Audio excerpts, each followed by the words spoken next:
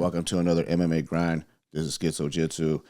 UFC, Dana White just announced UFC 310, December 7th, end of the year card. And yes, it's a banger. I mean, we got a lot. I mean, it's a banger, but we do have Bilal Muhammad versus Shavkat Rakhmonov as the main event. So I don't know if a lot of people are going to be that excited for that fight. Obviously, Shavkat is must-see TV with 18 wins, 18 finishes, but I know Bilal is not the most entertaining fighter all the time, so it's kind of hit and miss with him, but he has improved a lot of late. But yeah, let's talk about the card at first, and then I'll break it down a little bit each fight. So that's the main fight. I'll work from top to bottom. Co-main, Alexandre Pantoja versus Kai Asakura. And a lot of people don't know Kai Asakura. I kind of had to look it up myself and do some research last night and just look at this guy's highlights. I mean, if you don't know who Kai Asakura is, he's a rising champion, and this is going to be for the flyweight belt. So he's making his UFC debut, and they signed him, and now he's going to get a straight flyweight championship opportunity against Alexandre Pantoja. And if you haven't, like I said, if you have not seen this guy fight, go look at his highlights. Do yourself a favor, go look at his highlights in Ryzen. He's a Ryzen champ right now, and yeah, he's pretty crazy. Pretty crazy striking, great chin. I mean, brings it. I mean, it's going to be cool. I'll break this fight down. So but for sure, a little bit.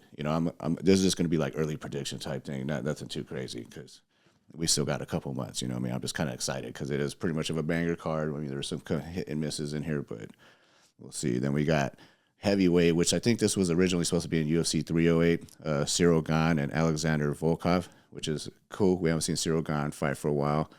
Volkov, that's just a big-ass Russian, you know what I mean? So that's going to be that's an interesting matchup right there. See, both strikers pretty much. Volkov probably a little bit more ground game. Cyril has done some work on the ground, but we saw how John Jones ragdolled him. Hasn't fought in a while, but we'll see. That's a big kind of title contender implications in this fight at heavyweight. So interesting to see the heavyweight division start moving again because it's pretty much been stalled out by John Jones and Stipe and the whole Tom Aspinall interim belt drama. So this will be interesting. Then the co-main is the return of Nick Diaz, Stockton's king.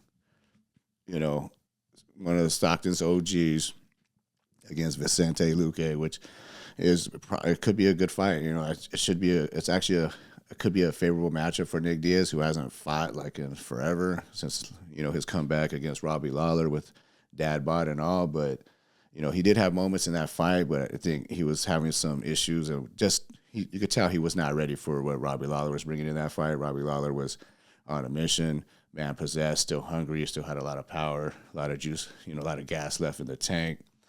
But so yeah, it was a good fight. It was, like I said, both fighters had moments, but Robbie Lawler ended up finishing that fight, landing a lot of body shots, just overwhelming Nick Diaz. But Nick Diaz has shown a lot lately, like a lot of footage of him working out and hitting the bag, doing a lot of his boxing workouts, and we know what he brings on the ground.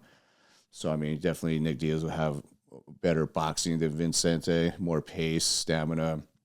I'm thinking older, younger Nick Diaz, but the Nick Diaz that we know and love that just brings that pace and doesn't get tired, and insane cardio, triathlete, type Nick Diaz. If that Nick Diaz comes, we haven't seen the best of Vicente for a while. I know he has a brain bleed, I believe it was, or some type of brain injury. Brain got rattled, and he hasn't been the same since. I don't know if it's just maybe mental for him or not, or maybe there's something physical with him, but he hasn't looked the same in his last few fights. So, this could be a matchup for Nick Diaz, but Vicente is dangerous. Obviously, he has some great striking. There's a 3-rounder, so it should be a 3-round banger. I think if it's just a straight boxing type match, Nick Diaz got it. It goes to the ground. Nick Diaz, I think he is better on the ground for sure. Cesar Gracie, jiu-jitsu. He's been a black belt forever. Really just real flowy type jiu-jitsu. His kryptonite was really wrestlers, but I don't think Vicente is going to be able to just take him down and do anything. If he does, he'll probably make Vicente work too much, and it could be Nick Diaz's fight. So I'm excited to see the return of Nick Diaz. Hopefully I think this was supposed to happen before as well. I'm not sure, but I'm not sure if it was booked. It's been talked about for a while now, but I guess they're kind of making it official now for December 7th. And then we got Movsar Evloev against Aljamain Sterling against Aljo. And this fight also was supposed to be on UFC 308, I believe, with the Max Holloway and Ilia Topuria fight. So a couple of do-overs here or make-up fights that were supposed to be earlier. Now they're going to be at the end of the year. And, I mean, this card, I would like to say it's a banger, and probably not. I mean, it might be a wrestling, jiu-jitsu type heavy attack. I would say Aljo's a little bit, the funk master, a little more funky on his feet, be able to maybe have a little bit better control on the ground. Like that was a whole thing, when it came to Henry Cejudo and Aljo when they fought.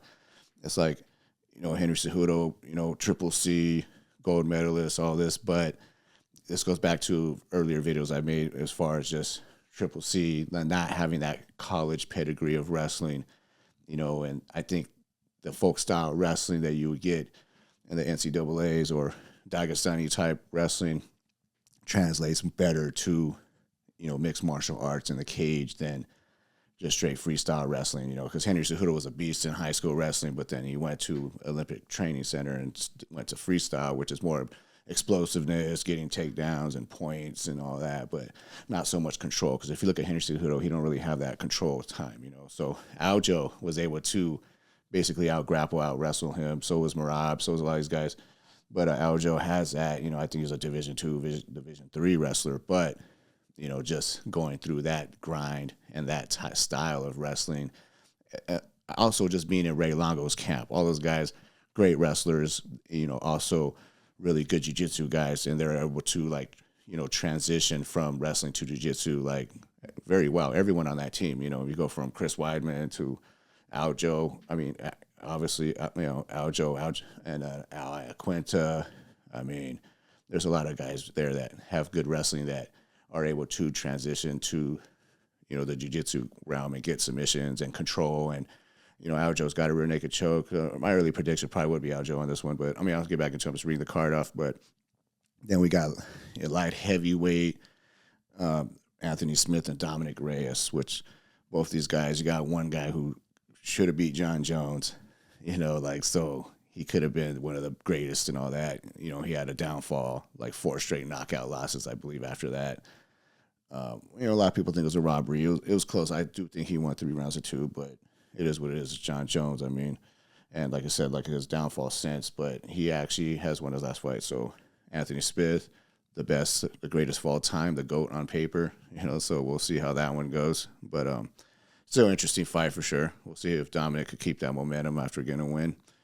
And then later on, or the prelims, we're not sure what order any of this is yet or anything like that, other than probably the main card. But we got the return of Tatiana Suarez against Virna Jandiroba, which is an interesting fight. Jandiroba is a very good striker, big girl for the weight class, but Tatiana Suarez is bringing that wrestling pedigree. I call her Shabib. She like the female Khabib, because she goes in there and just ragdolls girls and just shows a different level of wrestling.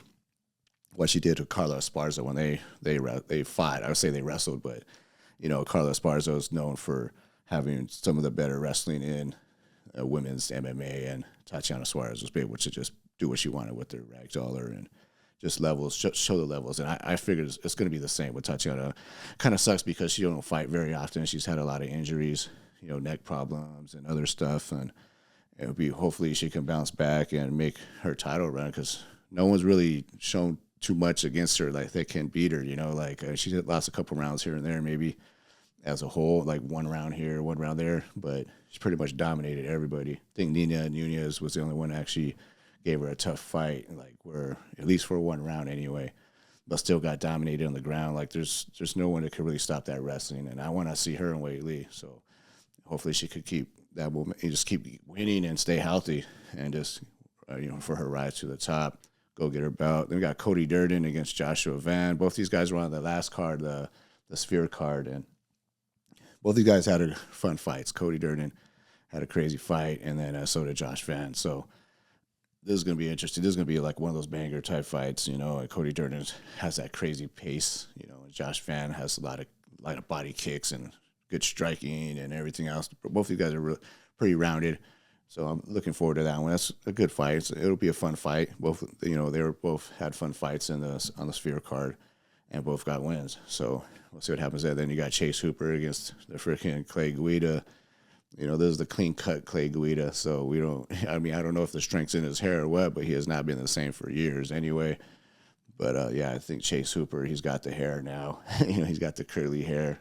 And, you know, that's like Ben Askren's freaking, you know, stepson. But I could see Chase Hooper getting this win. I mean, Clay Guida, I mean, he's been around forever, man. He's fought everybody, the who's who, in pretty much any division. You know, he just, like I said, he's been around for – I don't know. It seems like too long, but now he's clean cut Clay Guida, so we'll see. Is that going to make him faster? I don't think so without his hair flopping around all over the place. But no, I'll go for Chase Hooper in that one. But yeah, I don't like I said. This is just it's kind of just talk about the card that's been announced.